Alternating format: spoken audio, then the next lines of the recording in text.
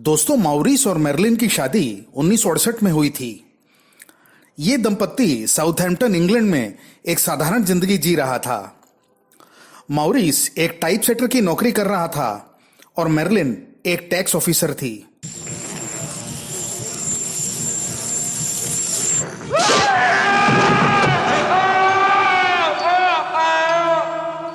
उन्नीस सौ इकहत्तर में अपनी शादी के 3 साल बाद ये दंपत्ति अपनी जिंदगी से बोर हो गए और उन्हें कुछ रोमांचक करने का ख्याल आया। उन्होंने सोचा कि वो अटलांटिक महासागर को पार करके न्यूजीलैंड में अपनी नई जिंदगी शुरू करें। इसके लिए उन्होंने बहुत से बलिदान भी दिए।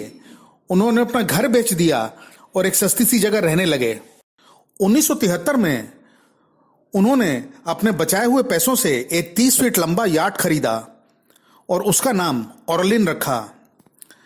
दंपत्ति को सेलिंग का कुछ खास एक्सपीरियंस नहीं था, लेकिन उन्होंने इस काम को ठान लिया था।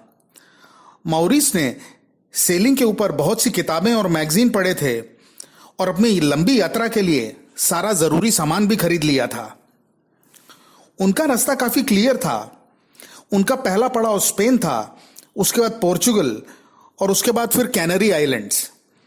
अटलांटिक महासागर को पार करने के बाद वो लोग पनामा कैनल से होते हुए आगे जाने वाले थे।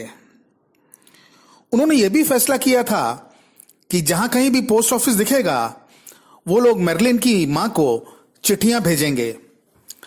लेकिन इतनी बढ़िया प्लानिंग के बाद भी उनकी ये यात्रा कभी सफल नहीं हुई।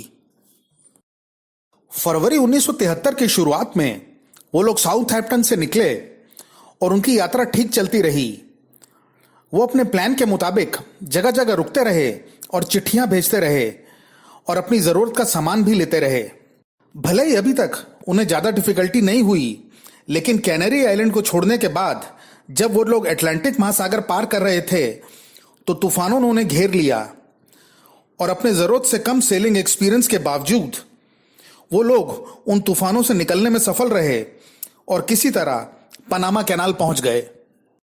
उन्होंने पनामा कैनाल को क्रॉस किया और वो लगभग 2 दिन तक पनामा शहर में रहे, जहां से उन्होंने मैरलिन की मां को एक चिट्ठी भेजी। उन्हें यह नहीं पता था कि यह उनकी आखिरी चिट्ठी होने वाली थी। पनामा छोड़ने के बाद उन लोगों ने एक व्हेलिंग शिप को गैलापागोस आइलैंड्स के पास क्रॉस किया। लगभग 1 घंटे बाद एक व्हेल सतह पे आई और उसने इनके याट को टक्कर मार दी। इस टक्कर से उनके याट में एक बड़ा छेद हो गया।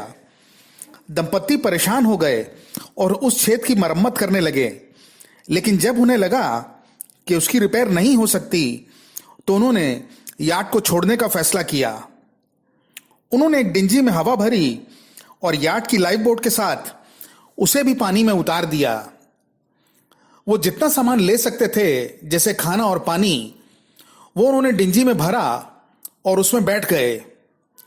उनका याट उनकी नजरों के सामने ही डूब गया। पहले हफ्ते वो कैंड फूड और अपने साथ लाए पानी पे गुजारा करते रहे।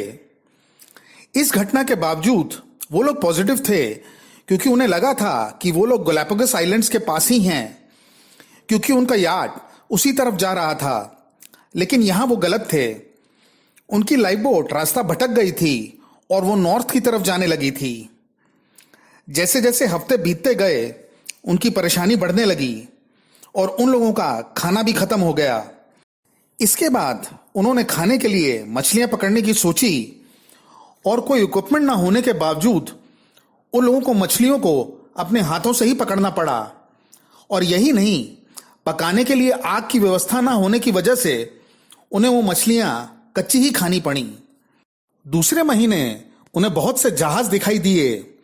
उनका ध्यान अपनी ओर खींचने के लिए मॉरिस अपने साथ लाए फ्लेयर्स का यूज करने की सोची, लेकिन उनका टाइम खराब चल रहा था और कोई भी फ्लेयर ढंग से नहीं जला। उनकी लाइफ बोट बहुत ही छोटी थी, इसलिए उन बड़े जहाजों की नजर उन पे नहीं पड़ी और वो समुद्र में भटकते रहे। कुछ और समय बीता तो उन्होंने देखा कि उनकी लाइफ बोट भी क्षतिग्रस्त हो चुकी थी और कभी भी टूट सकती थी। इस समय तक दंपत्ति को काफी सनबर्न्स और मसल पेन होने लगी थीं और उन्होंने हार मानने का फैसला कर लिया। उन्होंने अपनी सारी उम्मीदें छोड़ दी थीं, लेकिन लक उनके साथ था और 30 जून 1973 को एक साउथ कोरियन जहाज ने उन्हें देख लिया। उन्हें क्षितिज पे दंपत्ति की लाइफ बोट दिखाई दी और वो उनकी तरफ चल पड़े। लाइफ बोट के पास पहुंचने पे जहाज के नाविकों ने इस इंग्लिश दंपत्ति को बचा लिया। जहाज के कप्तान के हिसाब से इस दंपत्ति ने कुछ नहीं कहा और वो जहाज पे आते ही डेक पे रोते हुए लेट गए। मॉरिस और मैरिलिन का लगभग 20 किलो वजन कम हो चुका था और वो ढंग से चल नहीं पा रहे थे, जिसकी वजह थी कि लाइफ बोट में उनकी टांगें सीधी नहीं हो पा रही थीं और वो ऐसे ही हफ्तों भटकते रहे थे।